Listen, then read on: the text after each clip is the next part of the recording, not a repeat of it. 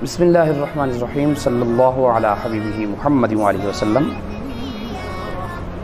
شادی کے بعد عورت اپنے والدین کے گھر میں مکمل نماز پڑھے گی یا قصر کرے گی؟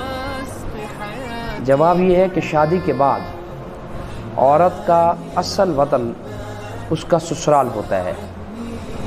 اگر اس کے سسرال اور والدین کے گھر کے درمیان 48 میل یا اس سے زیادہ کا سفر ہے اور عورت اپنے والدین کے گھر میں 15 دن سے کم ملنے کے لیے وہاں جاتی ہے اور اتنے ہی دن یعنی ٹھہرتی ہے 15 دن سے کم، تو پھر وہ وہاں پر قصر نماز پڑھے گی، مکمل نہیں پڑھے گی۔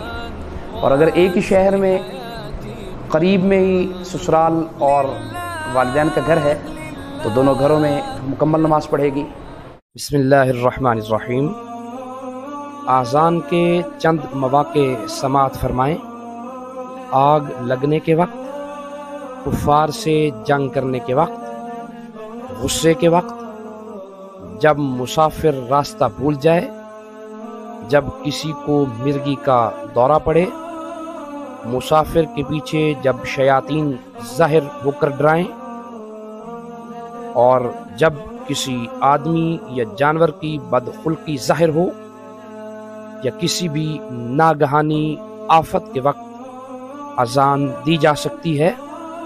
امداد الفتاوی جلد نمبر 1 صفحہ نمبر 125۔ بسم اللہ الرحمن الرحیم صلی اللہ علی حبیبہ محمد وآلہ وسلم۔ اکثر ایک سوال کیا جاتا ہے کہ فجر اور عصر کی نماز کے بعد قضا نماز پڑھی جا سکتی ہے کہ نہیں؟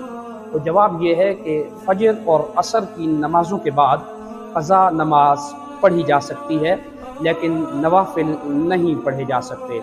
اور ایک سوال یہ بھی ہوتا ہے کہ کیا سجدہ تلاوت فجر اور عصر کی نماز کے بعد کیا جا سکتا ہے؟ تو جواب یہ ہے کہ فجر اور عصر کی نمازوں کے بعد سجدہ تلاوت بھی کیا جا سکتا ہے، مگر عین طلوع کے وقت اور عین غروب کے وقت سجدہ تلاوت کرنا جائز نہیں۔ مگر یہ ہے کہ اگر آپ اسی وقت تلاوت کر رہے ہوں اور سجدہ تلاوت آ جائے تو آپ طلوع کے وقت بھی اور غروب کے وقت بھی سجدہ تلاوت کر سکتے ہیں۔